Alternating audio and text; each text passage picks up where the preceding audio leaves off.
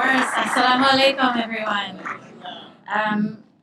Ilhan, you don't have to worry about that. It's a total honor. It's funny. I go back home and my deputy district director, she is hijabi, and sometimes we go to Jama, we go check in at the mosque, we say hello, and she kind of ties my hijab for me when I go in, and I joke, it's like, when a football coach ties their athletes tie for them, or when a father teaches their son how to tie a tie. That's how Noreen is trying to teach me how to tie a hijab, and it gets loose and it gets messy and my bangs get matted in front of my face, but we go in anyway because there is no reason to fear fellowship. There never will be a reason to fear fellowship.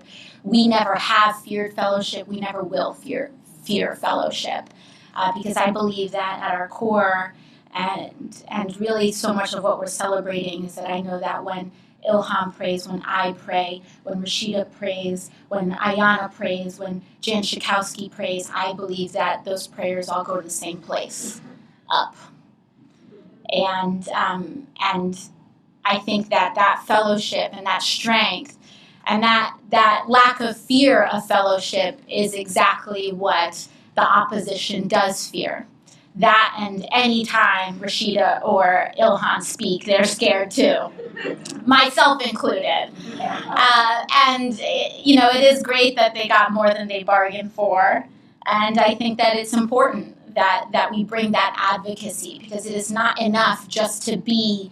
It's not enough just for us to have these seats as the first hijabi woman, as the first Palestinian woman, as the youngest woman, as this, that, and the other. But it is that we have to voice the needs and voice the perspectives of those communities, and to voice a different way of governance. Right now, there's an effort, the effort and the way that they try to oppose all progress in this country is by pitting communities against one another that have never and have no business being pitted against one another. And they did this just last Friday with the Equality Act. It was almost amusing, because here we had the Republican Party that is almost entirely male, over a 200-person plus party. They've only been able to elect 13 women out of over 200 odd members. Around, give or take, depending on the minority or majority position. And they had the audacity to have one of their male members come up and try to amend it and say, advancing queer rights will hurt the women's rights movement. And we're all sitting here, the Democratic caucus, 60% queer women, people of color, immigrant, how are you going to tell us what's good for us?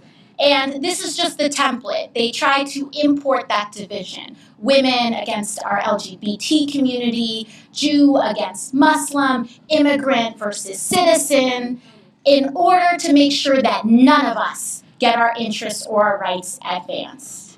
And we will not stand for it anymore.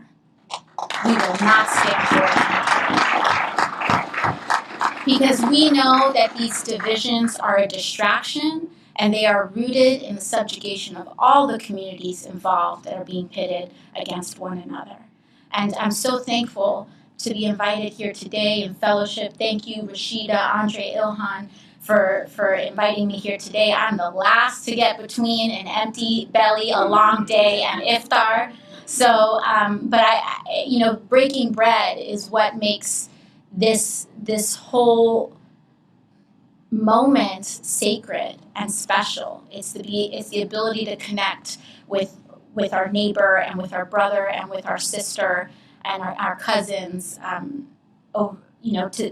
It makes that moment sacred. This moment that we have, if we're lucky, if we're blessed 3 times a day, every day, Ramadan forces us to slow down and acknowledge how holy and beautiful that is.